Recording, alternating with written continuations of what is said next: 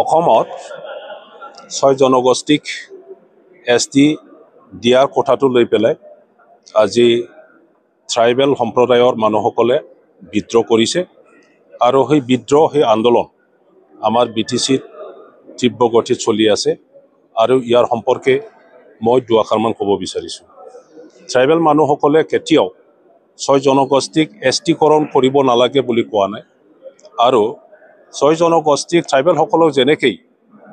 সাংবিধানিকভাৱে সুৰক্ষিত যি ফেচিলিটিছ দিছে তেনেকুৱা দিব নালাগে বুলি কোৱা নাই। যি বিদ্ৰোহ কৰিছে সেইটো 6 জনগোষ্ঠীৰ এগেইনষ্ট নহয়। যি বিদ্ৰোহ কৰিছে ইয়াৰ কাৰণ আছে যে 6 জনগোষ্ঠীক STকৰণ কৰাৰ পিছত এক্সিষ্টিং ট্ৰাইবেলসকলৰ সাংবিধানিকভাৱে আইনগতভাৱে যি সুৰক্ষিত ফেচিলিটিছ আছে সা সুবিধা দিয়া গৈছে এই সা সুবিধা ক'বাত নহয় ক'বাত ক্ষতি হ'ব নেকি ইয়াত এপ্ৰিহেনশ্যন আমাৰ ট্ৰাইবেল মানুহসকলৰ মনত আহিছে আৰু সেইটোকে আন্দোলনৰ দ্বাৰা ব্যৰ্থ কৰিব চেষ্টা চলাইছে। আনফৰ্চুনেটলি আমাৰ কোকৰাঝাৰত ছাত্ৰ ছাত্ৰীসকলে ডেকা গাভৰুসকলে সিদিনা BTC ছেক্ৰেটেৰিয়েট আৰু এছেম্বলিত আহি পেলাই যেনেকৈ এছেম্বলি বিল্ডিংখন লণ্ডভণ্ড কৰিলে মই ইয়াৰ এগেইনষ্টত ধিক্কাৰ দিছোঁ। সেইটো কণ্ডেমনেবল, আমি কণ্ডেম কৰিছোঁ যে এই BTC ছেক্ৰেটেৰিয়েট বা এছেম্বলি এনে মাটিৰ ভিতৰৰ পৰা উঠি অহা নাই, এইটো ক'ৰবাত এনেই উঠি অহা নাই, এইটো আন্দোলনৰ দ্বাৰা গঠিত, আন্দোলনৰ দ্বাৰা এই BTC ছেক্ৰেটেৰিয়েটখন বনোৱা হৈছে। ইয়াত আমাৰ বড়োসকলৰ ট্ৰাইবেলসকলৰ ইতিহাস আছে, হাজাৰ হাজাৰ মানুহ, more than 5,000 আমাৰ ডেকা গাভৰু বড়ো মানুহসকলৰ জীৱন দান বা বলিদানৰ আধাৰৰ এই BTCখন গঠিত হৈছে। গতিকে এই BTCৰ কোনো পধ্যেই আমি অন্যায় হোৱা বা নষ্ট হোৱাটো আমি নিবিচাৰোঁ। গতিকে আহিব লগা দিনত কোনো আন্দোলনকাৰীয়ে তেনেকুৱা যেন কাম নকৰে সেইটো মই আহ্বান জনাইছোঁ। আনফালে আমাৰ ট্ৰাইবেলসকলৰ যিটো এপ্ৰিহেনশ্যন ইয়াত যুক্তি আছে, বিনা যুক্তি ট্ৰাইবেলসকলে আজি আন্দোলন কৰা নাই। যিটো গ্ৰুপ অফ মিনিষ্টাৰৰ যিটো ৰিকমেণ্ডেশ্যন সেই ৰিকমেণ্ডেশ্যনটো আমি দেখিবলৈ পাইছোঁ যে এজন মহান ট্ৰাইবেল মানুহৰ হাতেদি এই ৰিকমেণ্ডেশ্যনটো এছেম্বলিত দাখিল কৰা হৈছে আৰু এজন মহান ট্ৰাইবেল নেতা আমাৰ স্পীকাৰ ডাঙৰীয়াৰ দ্বাৰা সেইটো গ্ৰহণ কৰিছে আৰু ভাৰত চৰকাৰলৈ এইখন ৰিকমেণ্ডেশ্যনৰ ওপৰতে প্ৰেৰণ কৰা হৈছে। এতিয়া ট্ৰাইবেলসকলে আনফালে ভয় খাইছে যে নিজৰ যিটো সুৰক্ষিত সাংবিধানিক আৰু আইনগতভাৱে যিটো ফেচিলিটিছ দিয়া গৈছে সেইটো হেৰুৱাৰ এটা ভয়। আনফালে 6 জনগোষ্ঠীৰ তেখেতসকলৰ জাতি হিচাপে যাই টকাৰ যিটো আশা আকাংক্ষা সেইটো পূৰণ কৰাৰ এটা দায়িত্ব।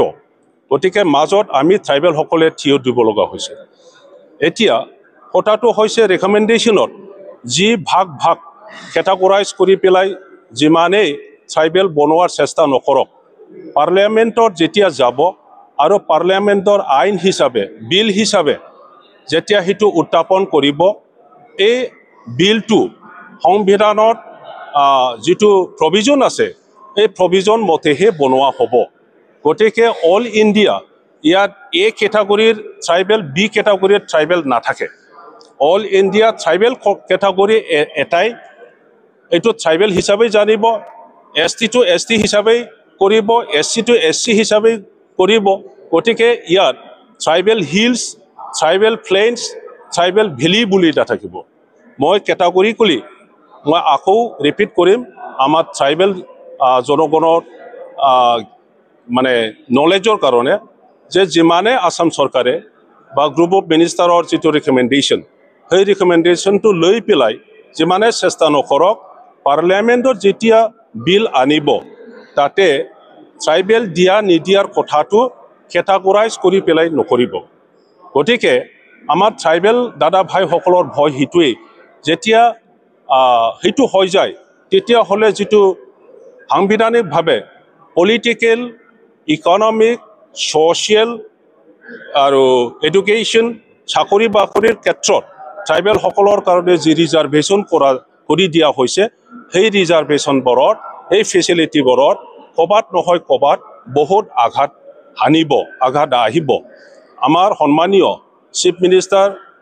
ছাৰে নিজৰ মুখেদি কৈছে সেইটো যদি কৰা হয় তেতিয়াহ'লে এক্সিষ্টিং ট্ৰাইবেলসকলৰ বহুতো ক্ষতি হ'ব গতিকে ক্ষতি হ'ব সেইটো জানাৰ পিছতো যদি আকৌ একেটা কাম যদি কৰিবলৈ যায় তেতিয়াহ'লে সঁচাকৈ ট্ৰাইবেলসকলে এক্সিষ্টিং ট্ৰাইবেলসকলে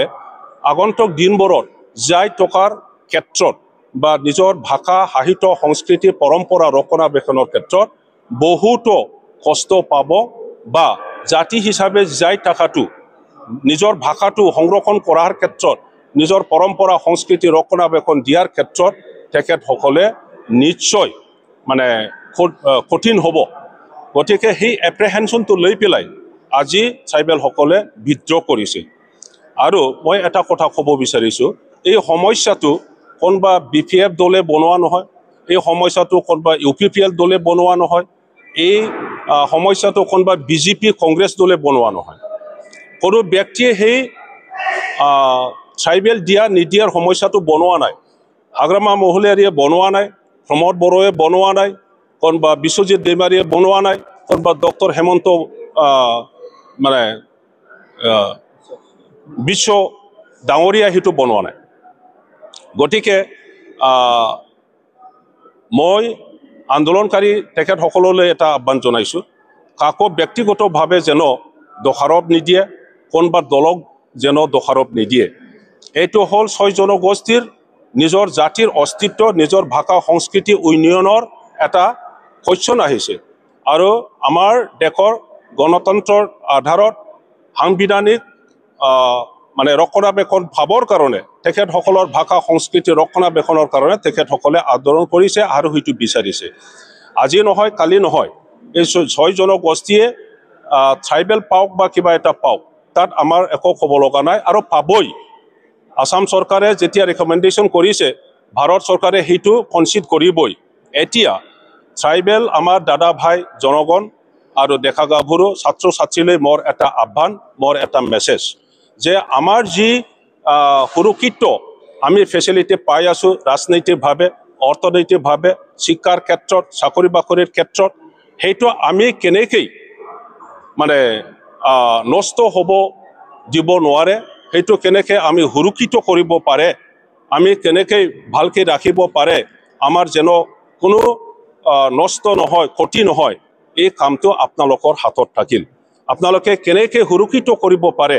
এই কামটো আপোনালোকে কৰিব পাৰিব লাগিব এতিয়া